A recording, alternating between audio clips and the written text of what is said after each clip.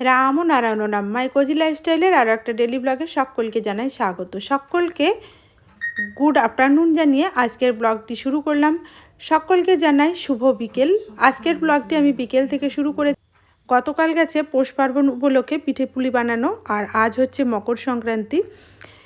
আজকে বিকেল থেকে ব্লগ শুরু করলাম, তার কারণ এই যে দেখছেন ছাদের উপরে চলে এসেছি, মাটির উনুন বানিয়েছি। আর গতকাল এই উনুনটাই একটু আগুন দিয়ে শুকিয়ে নিয়েছিলাম। একদিন আগেই উনুনটা বানানো হয়েছে, যেহেতু খুব কাঁচা ছিল সেই কারণে। আর এদিকে দেখুন গাছের উপরে মানে নিম গাছে একটা কোয়েল পাখি বসে আছে।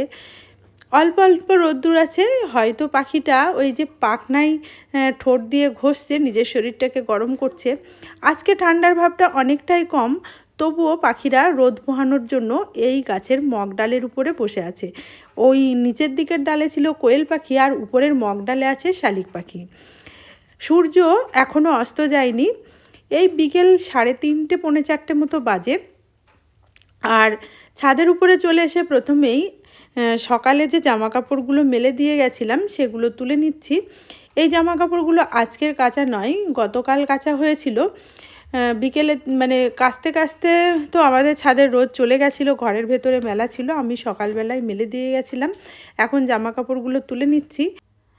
জামা কাপড়গুলো নিচে রেখে এসে ছাদের উপরে এসে উনুন জেলে বানাবো সরা পিঠে। আর আমার ছাদ বাগানের ফুলগুলো কেমন লাগছে একটু কমেন্ট করে জানাবেন। গাছে যদি ফুল এরকম হয় মন কিন্তু খুশিতে ভরে যায়। সবার কেমন হয় জানি না, আমার কিন্তু মনটা ভীষণই খুশি লাগে। এই কাঠের উনুনটা বানিয়েছি পিঠে বানানোর জন্যই কিন্তু বানিয়েছি। কিভাবে বানিয়েছি ব্লগের শেষের দিকে ভিডিও করে রেখেছি, সেটা শেয়ার করব, দেখতে থাকুন। আপনারা যদি চান আমি যেভাবে উনুনটা বানিয়েছি, ইচ্ছা করলে আপনারাও বানিয়ে নিতে পারবেন। কিভাবে বানিয়েছি সেই ব্লগ মানে ভিডিও ক্লিপগুলো এডিটিং করে শেয়ার করেছি। ওই যে যেমন কথা তেমন কাজ, চলে এসেছি পিঠে বানানোর জন্য। গতকাল পৌষ পার্বণ উপলক্ষে অল্প একটু পিঠে বানিয়েছিলাম, জাস্ট পিঠে বানাতে হয় লক্ষণ করে, সেই জন্যই গ্যাসের ওভেনে। আর আজকে কাঠের জালে পিঠে বানাচ্ছি।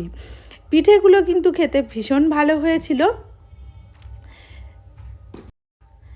আমি প্রতি বছরই পৌষ পার্বণ উপলক্ষে কাঠের উনুনে পিঠে বানিয়ে ছেলে মেয়েকে খাওয়াই, আবার আমার শাশুড়ি মাকে পাঠাই, আবার আত্মীয় স্বজন যারা আসে হয়তো বাড়িতে এসেছে তাদেরকেও খাওয়াই। পিঠে কিন্তু কাঠের জালেই বেশি ভালো হয়। তবে গ্যাস ওভেনে পিঠে খুব যে খারাপ হয় এমনটা নয়, তবে কাঠের জালে পিঠেটা বেশিই ভালো হয়। সেই কারণে কাঠের জালে প্রতি বছর বানাই, এবারও বানালাম। ছেলেমেয়েরা যেহেতু পড়াশোনা সূত্রে বাইরে থাকে, ওরা বাড়িতে এসেছে, মনের খুব ইচ্ছে ছেলে মেয়েকে কাঠের জালে পিঠে বানিয়ে এবারও খাওয়াবো। সেই মতোই উনুনটা 2 দিন আগে করে রেখেছিলাম। গতকাল ভেবেছিলাম কাঠের উনুনেই পিঠে বানাবো, কিন্তু সময় করে উঠতে পারিনি, আর খুব ঠান্ডা পড়ছিল, তাই গ্যাসের ওভেনেই বানিয়েছিলাম। কি হচ্ছে মা? এই যে পিঠে বানাচ্ছি। ও আচ্ছা, আজকে আছে উনুনে? আছেন না, কাঠের উনুন। এই কাঠের উনুন। আরে আসলে ঠাম্মা আঁচের উনুন বলে তো, তাই জন্য আমারও ওইটাই অভ্যেস হয়ে আছে। কিন্তু ওরকম বললে তো হবে না, সঠিক নামটাই বলতে হবে। এটা কাঠের উনুন। আঁচের উনুনে মানে কয়লা গুল এগুলো দিয়ে রান্না হয়। বাঁশ না ঝটপট ধরে যাচ্ছে।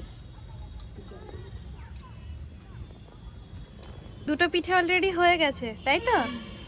হ্যাঁ, এই যে দুটো হয়ে গেছে।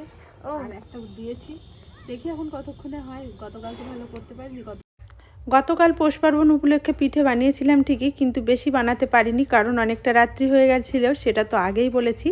আজকে একটু বেশি পরিমাণে বানাবো, আর কাঠের জালে বানাবো বলে বিকেলবেলাটা বেছে নিয়েছি। সকাল থেকে কোনো ব্লগ ভিডিও আপনাদের সঙ্গে শেয়ার করিনি, সকালের কোনো কাজও শেয়ার করিনি। এখন পিঠেগুলো বানিয়েছি, দেখুন কতটা নরম হয়েছে। কাঠের জালে পিঠে কিন্তু এই রকম জালিদার হয় আর বেশ নরম হয়। গতকাল তো গ্যাসে করেছিলাম, ভালো হয়েছিল, কিন্তু কাঠের উনুনের মতো অত ভালো হয় না। তবে কাঠের উনুনে পিঠে বানাতে গিয়ে যে সমস্যাটা হয়েছিল, উনুনটা একদিন আগেই বানিয়েছিলাম, যেহেতু ঠিকমতো শোকায়নি, তাই প্রথম দিকে পিঠেগুলো খুব ভালো হতে চাইছিল না, কারণ কাঠ যতই দিচ্ছি না কেন আগুনের জোর সেভাবে হচ্ছে না।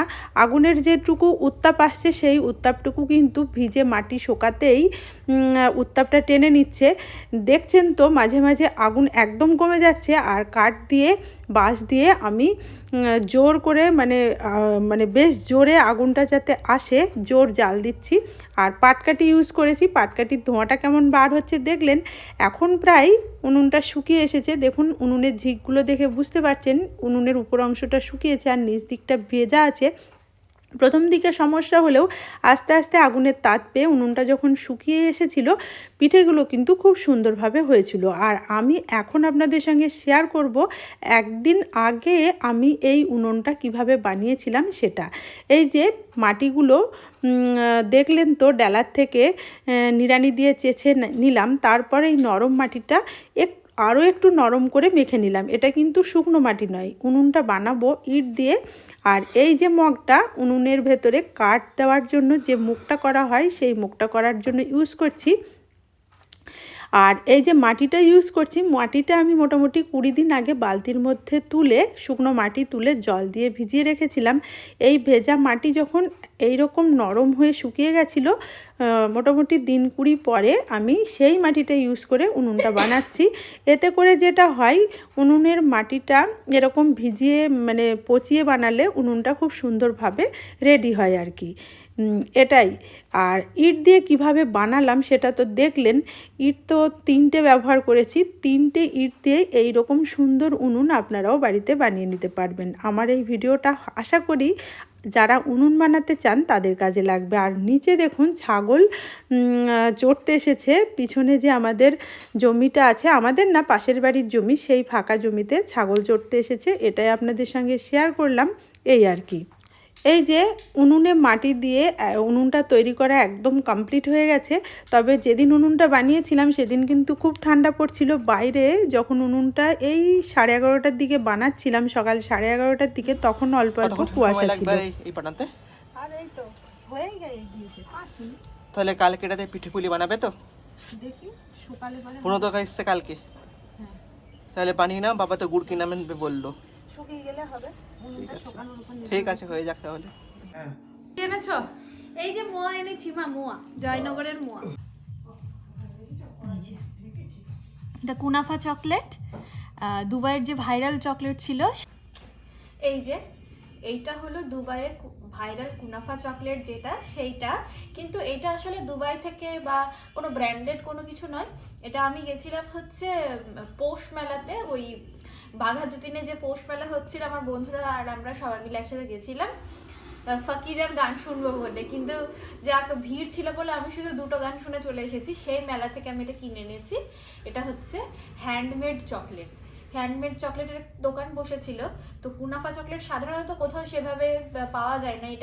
এইটারই দাম 100 টাকা নিয়েছে। যেহেতু পিস্তা বাদাম থাকে ভিতরে, সেই জন্য দামটা অনেকটা বেশি নিয়েছে আমি জানি, কিন্তু খেয়ে দেখা যাক কেমন হয় খেতে। যদি এটা খেতে ভালো হয় তাহলে ওয়ার্থ ইট। এই যে ভিতরে একদম পেস্তা বাদাম রয়েছে, পেস্তা বাদামের সাথে বোধহয় এটা আরও অন্য বিভিন্ন কিছু রয়েছে এর ভিতরে। সিমইয়ের যেটা বলে যে এটা ভেজে দেয় সেটাও রয়েছে যত সম্ভব। পোরটা তো দেখে মনে হচ্ছে ভালোই হবে, এবার খেয়ে দেখা যাক কেমন লাগে।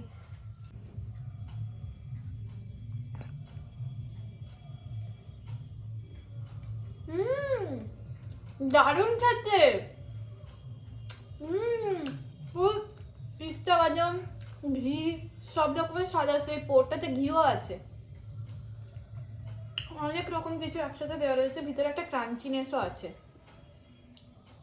দারুণ খেতে, দারুণ। খা দাদা, খা। খাচ্ছি।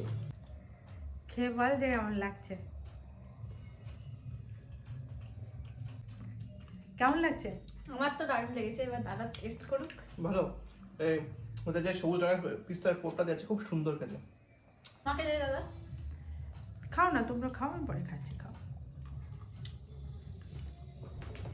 মেয়ে যেদিন কলকাতা থেকে বাড়ি এসেছিল সেদিন ওই ভাইরাল কুনাফা চকলেট আর জয়নগরের মোয়া নিয়ে এসেছিল ওর দাদার জন্য। শুধু দাদার জন্য এনেছে এমনটা নয়, বাড়ির সবাই মিলেই আমরা খেয়েছিলাম। আর মেয়ে আসার আগের দিন উনুনটা বানিয়ে রেখেছিলাম, পরের দিন পৌষ পার্বণ উপলক্ষে পিঠে বানাবো বলে আগের দিনের বানিয়ে রাখা উনুনটার থেকে ওই যে মুখটা ছাড়িয়ে নিয়ে উনুনটায় একটু মাটি দিয়ে ভালো করে উনুনটাকে লেপে নেব। তারপর বিকেলের দিকে পৌষ পার্বণ উপলক্ষে ইচ্ছে আছে পিঠে পুলি বানানোর, সেই মতোই উনুনটাতে মাটি দিতে চলে এসেছিলাম। কিন্তু বিকেলবেলায় পৌষ পার্বণের দিন যখন পিঠে পুলি বানাতে আসবো মনে করলাম, বিকেলে বানানো সম্ভব হয়নি। রাতের দিকে যখন বানাতে গেলাম তখন খুব ঠান্ডা পড়েছিল, ছাদে এসে আর বানাতে পারিনি, এই আর কি। ওই যে ওইখানে মা পিঠে বানাচ্ছে, এখানে পিঠে তৈরি হয়ে গেছে, এখানে বাবা পিঠে খাচ্ছে। ভালো আছে পিঠে?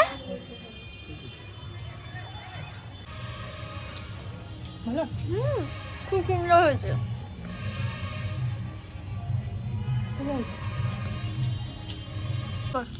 খুব সুন্দর হয়েছে।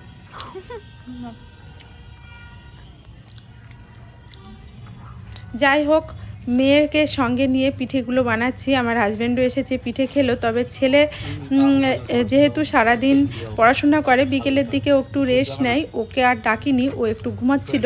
ছেলে মেয়েদের সঙ্গে নিয়ে এভাবে স্পেশাল কিছু খাবার রান্না করে একসঙ্গে খাওয়ার মজাই কিন্তু আলাদা। ওরা বাড়িতে না থাকলে এই পিঠে পুলি বানিয়ে খেতে কিন্তু আমাদের দুজনের একদমই ভালো লাগতো না। পিঠে বানাতে বানাতে সন্ধ্যাও লেগে গেছে, আর এদিকে আমার সমস্ত পিঠেগুলো বানানো হয়ে গেছে। আর এই যে আলোটা জ্বলছে, এই আলোটা আমার ছেলে উপরে সেট করে দিয়েছিল কারেন্টের তার দিয়ে। আর পিঠেগুলো কতটা জালিদার হয়েছে আমার মেয়ে লাইটের সামনে ধরে আপনাদের দেখাচ্ছে, আর আমি একটু ভিডিও করে নিচ্ছি। পিঠেগুলো কিন্তু সাদা ধবধবে হয়েছে, তবে লাইটের সামনে গেলে এই জালিটা দেখাচ্ছে ঠিকই, একটু কালচে লালচে ভাব হয়ে যাচ্ছে। পিঠে বানিয়ে নিয়ে দিয়ে দিয়েছিলাম সন্ধ্যা। তারপর ঠাকুরের নাম গানও করে নিয়েছিলাম। আমরা শ্রী শ্রী ঠাকুর বালক ব্রহ্মচারী মহারাজের দীক্ষিত, তার নাম গান প্রতিদিন করি, আজকেও করে নিচ্ছি। নাম গানটা কেমন হয়েছে কমেন্ট করে জানাবেন।